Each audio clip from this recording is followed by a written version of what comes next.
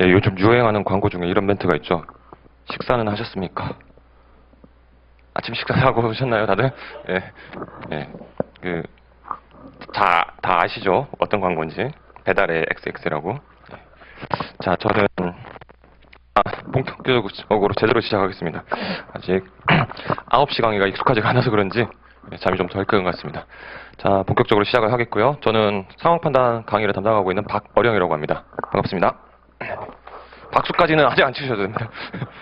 자, 이번 퀴즈 특강은 상황 판단 영역과 그 다음 언어 논리의 논리 논증 파트에서 여러분들이 상당히 많이 이제 괴로워하시기 때문에 이 강의를 오신 거라고 생각합니다. 퀴즈 문제 그리고 언어 논리 파트의 논리 논증 파트의 문제들을 총 3회에 걸쳐서 다뤄볼 것입니다. 일단 이번 강의는 여러분들이 피셋을 처음 시작하시는 분들이다 라는 그런 전제하에서 이제 진행을 하려고 하고요. 시험을 보신 분들도 계시겠고 퀴즈 파트를 나름 연구를 해보신 분들도 계실 것인데 어떤 식으로 풀어나가야 될지와 관련된 그러한 방법론 중심으로 여러분들께 이번 3회 특강을 진행을 해드리도록 하고자 합니다. 그래서 첫 번째 시간에는 프린트물 나눠드린 대로 퀴즈 문제에 있어서 특히 배열 연결하기 유형의 문제, 풀이 방식 여러분들이 이제 순차적으로 정보의 분류만 잘 하시게 되면 나머지는 표를 그려서 이 표를 바탕으로 해서 문제가 순차적으로 해결이 될 수 있는 그런 유형들에 대해서 살펴볼 것입니다. 그래서 1회차 때 연결하기 혹은 배열하기 지금 순서를 바꿔서 했는데요. 요 두 가지와 관련된 문제들을 쭉 살펴볼 것이고 2회차 강의에서는 요것보다 난이도가 조금 더 올라가죠. 게임, 리그, 그 다음 순서와 관련된 공정형 문제에 대해서 다뤄보고자 합니다. 자, 게임이든 연결, 배열하기 유형이든 이 유형들에 있어서는 여러분들이 향후 경우의 수가 어떤 건지는 아마 알고들 계실 것인데요. 이 경우의 수가 특히 이 퀴즈 유형 문제에서는 많이 그 배경에 깔려 있는 문제들이 많습니다. 그래서 이 경우의 수와 관련된 문제와 지점들을 1회, 2회 강의에 걸쳐서 계속해서 반복적으로 말씀을 드리게 될 것이고요. 3회차 강의 때는 논리 논쟁이죠. 자, 이 논리 논증 파트는 기본적으로 2회차 강의 때는 교재가 나갈 것이기 때문에 숙지가 안 되신 분들이 계실 수도 있기 때문에요. 2회차 강의 때 교재가 나가게 되면 3회차 강의는 여러분들이 앞에 이론 파트는 좀 예습을 해오셔야 됩니다. 관련된 명제 논리 중심으로 이론을 정리를 하고 이 명제 논리와 관련된 이론 파트는 여러분들이 좀 예습을 해둔 상태에서 수업 시간에는 핵심적인 부분, 특히 조건 명제와 관련된 이 진리표 부분, 그 다음에 선언 명제와 관련된 선언 3단 논법 요 두 가지를 제일 집중적으로 다루게 될 것입니다. 그리고 나서 약 30분 정도에 걸쳐서 핵심적인 어떤 그런 이론을 정리를 하고 그리고 나서 관련된 논리 논증 문제, 특히 참 거짓 묻는 문제 있죠. 반드시 참인 것 혹은 반드시 거짓인 것 이런 형태의 문제들을 총 10문항 정도 살펴보는 형태로 총 3회 강의를 진행하고자 합니다. 자, 오늘은 그래서 첫 번째 시간으로서 퀴즈 파트 오랜만에 403호에서 강의를 하다 보니 녀석들이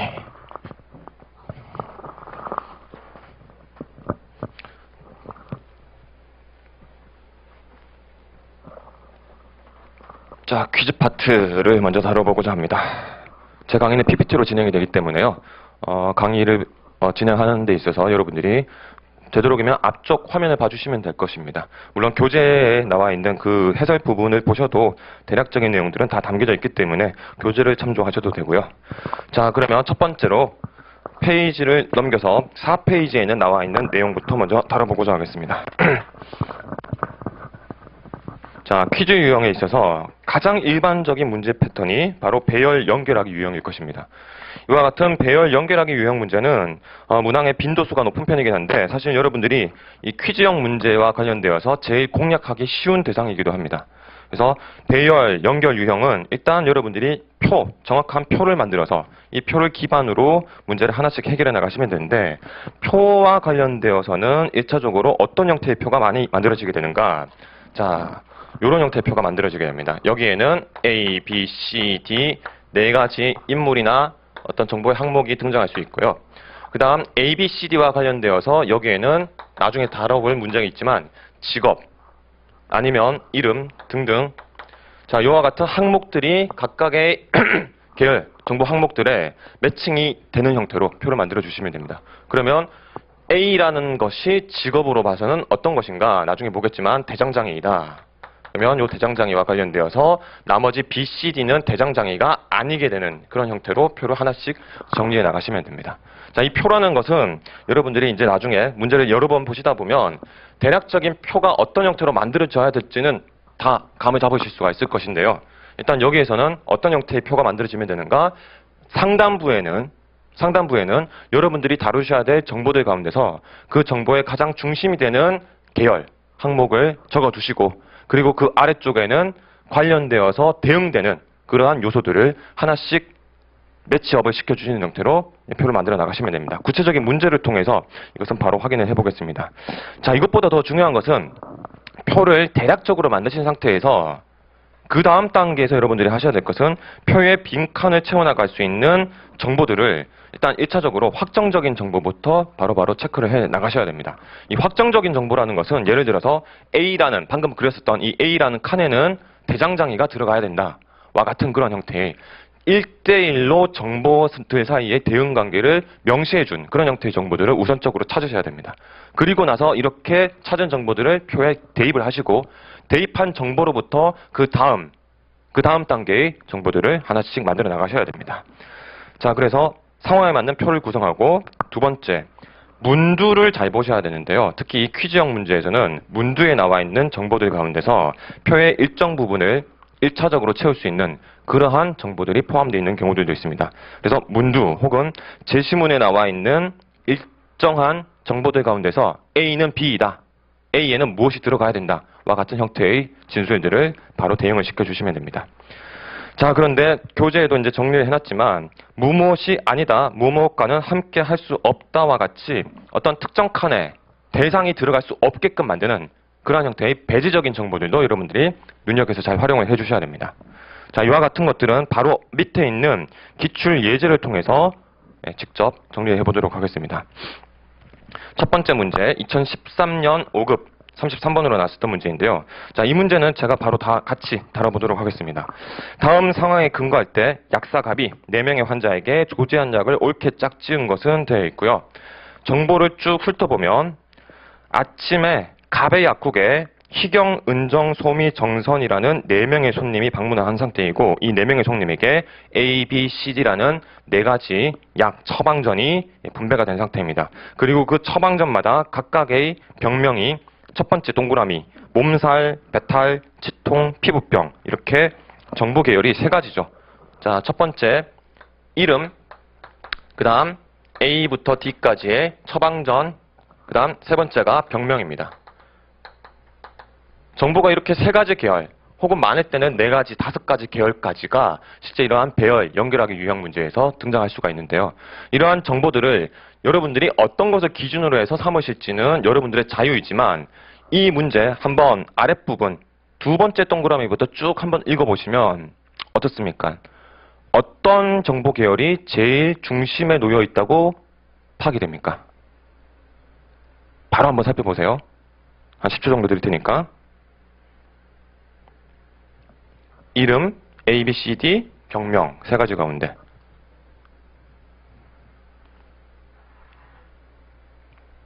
자, 맨 앞에 앉아 계신 남자분 어떤 게 중심에 놓으면 될까요?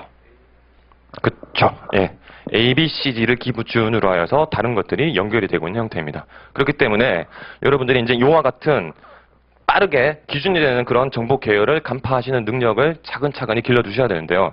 이 문제는 여러분들이 표를 만드실 때도 A, B, C, D 4가지를 우선적으로 정리를 해두고 그리고 이 각각에 해당하는 A, B, C, D에 대해서 두 번째, 은정의 처방전은 B에 해당하는 것이었다. 그러면 여기에 은정이라는 이름을 적어주시는 겁니다.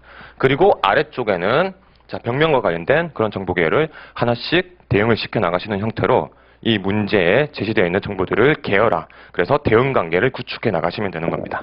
자, 그러면 첫 번째, 표가 대략적으로 어떤 형태로 만들어져야 될지 그 기준점이 되는 정보 계열은 무엇이 좋을지 1차적으로 파악을 해봤습니다. 그 다음 이렇게 기본적인 틀을 만드신 상태에서 그 다음 단계에서 하셔야 될 건 확정적인 정보부터 찾는 것이죠. 자, 배열하기는 순서를 여러분들이 정확하게 따라가시기만 하면 웬만한 문제들, 바로 뒤에서 보게 될 복잡한 정보 계열을 가진 문제들도 다 해결하실 수가 있습니다. 시험장에 들어가셔서 어떤 것부터 봐야 될지가 이제 머릿속에서 백지 상태가 돼버리면 그러면 문제가 있으시겠지만 요 정보 중에서도 어떤 것들 중심으로 봐야 된다. 이게 정리만 되어 있으시면 이 계열의 문제들은 어렵지 않습니다. 자, 그러면 앞부분을 다시 한번 보시고요. 지금 현재 두 번째 은정의 처방전은 B에 해당하는 것이었다. 은정이라는 이름을 B와 대응을 시키시고 그녀는 몸살이나 배탈 환자가 아니었다. 이와 같이 무엇이 아니다. 무엇과는 관련이 없다. 와 같은 형태의 정보들도 아래쪽에다가 not 몸살, not 배탈 이와 같은 패턴으로 같이 정리를 해두시는 겁니다. not이라는 것은 여러분들이 이제 언어 논리를 배우셨으면 아시죠? 부정을 의미하는 그런 기호인데요. 뭐 not을 쓰셔도 되고 물결 표시 아니면 그냥 x를 표시하셔도 됩니다. 몸살 x, 배탈 x. 표기하는 방법은 여러분들의 자유입니다. 여러분들이 확실하게 헷갈리지 않게만 정리하실 수 있으시면 되고요. 이와 같은 형태로 두 번째 진술 내용을 정리하였고 세 번째 A는 배탈 환자에 사용되는 약이 아니다. 와 관련된 것 여기도 마찬가지 방식으로 not 배탈. 네 번째 D는 피부병에만 사용된다. 자, 병명과 관련된 것은 현재 확정된 것이 D입니다. 그래서 D 피부병. 그런데 이제 여기서부터가 문제입니다. 이와 같은 패턴이 실제 퀴즈형 문제, 특히 배열하기, 연결하기형 문제에서 많이 등장하게 되는데요. 어떤 것이 총 4가지가 다른 4가지 병명과 어떤 관계로 지금 대응이 되고 있습니까? 1대 다 관계가 아니죠. 1대 1 관계로 대응이 됩니다. 그러면 자, 대응 관계가 1대 1로 연결된다는 것은 하나가 피부병으로 확정이 되면 나머지 것들에는 피부병이 들어갈 수 있는가? 없다는 것이죠. 그렇죠? 이건 여러분들이 상식적으로 다 알고 계실 건데요. 실제 이와 같은 것이 가장 많이 활용되는 그런 정보를 정리해 나가는 패턴이 됩니다. 어느 하나가 확정이 되고 나면 그러면 여기 피부병 들어가면 안 되죠. 여기 not 피부병, 여기도 not 피부병, 여기도 not 피부병이 된다는 것입니다. 그러면 여러분들이 실제 시험장에서 이걸 하나하나 다 적으실 것인가? 숙달이 되시면 확정적으로 이렇게 진술 상태, 진술 자체에서 보여준 거 이건 기본적으로 대입을 하셔야 될 거예요. 기입을 하셔야 될 거예요. 적어두시고 그리고 피부병이 여기 들어갔으니까 여기는 몸살도 아니고 배탈도 아니고 이건 머릿속에서의 사고입니다. 여기는 피부병도 아니라는 소리니까 남아있는 게 뭐밖에 없었지? 치통 들어가야 되는구나 해서 이런 형태로 빠르게 어느 하나가 확정이 되면 그 확정된 것 이외의 다른 대상과는 이 피부병이라는 게 연결될 수 없다는 것. 이걸 여러분들이 활용해 주시면 여기까지 정보가 도출이 되었고 그리고 지금 글씨가 제가 여러분들이 아침부터 저 선생님 왜 이렇게 글씨가 저 모양이지? 라는 식의 반응이 나오실 수 있을 것 같은데 제가 글씨 좀 못 쓰는 편입니다. 자, 아무튼 여기 피부병이라는 것이 들어감으로써 치통으로써 B 처방전은 확정이 되는구나. 이런 것들을 확인하실 수가 있게 되죠. 자, 그 다음 여기가 치통으로 확정이 되면 또 무엇이 발생하게 됩니까? 1대1 대응관계이기 때문에 마찬가지로 여기 치통이 들어가면 안 되는 거죠. 그러면 치통도 아니고 배탈도 아니고 피부병도 아니기 때문에 여기가 몸살 약이 돼야 된다는 겁니다. 자, 지금 현재 아랫부분 안 보고 있지만 이렇게 일정한 정보만 주어져도 여러분들이 추론을 통해서 남아있는 빈칸, 빈 부분을 하나씩 배제해 나가는 형태로 여기서의 배제라는 것은 일정한 범위가 이렇게 있고요. 요게 지금 현재 4등분되어 있는 상태이죠. 안 됐습니다. 여기도 안 됐고 여기도 안 됐습니다. 그러면 남아있는 것은 뭐밖에 없습니까? 이 부분밖에 없죠.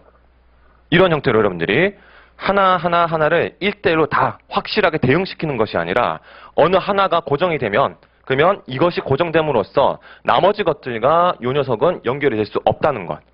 이런 방식으로 정보들을 하나씩 매치를 시켜나가시는 형태가 이 배열 연결하기 유형의 가장 일반적인 문제 해결의 방식이 될 것입니다. 자, 이와 같은 형태로 첫 번째 문제 A와 B, C는 아직 확정은 안 지었지만 자동적으로 도출이 되죠. 몸살, 치통, 피부병 남아있는 한 가지는 이제 배탈이 된다는 거. 여기까지가 병명과 관련된 대응관계를 정리한 단계였습니다. 자, 그 다음 남아있는 정보들. 희경은 임산부이고 A와 T에는 임산부가 먹어서는 안 되는 약품이 사용되었다. 여기에서도 마찬가지입니다. 그렇죠? 지금까지 해왔었던 방식. 희경이라는 사람은 임산부인데 A와 T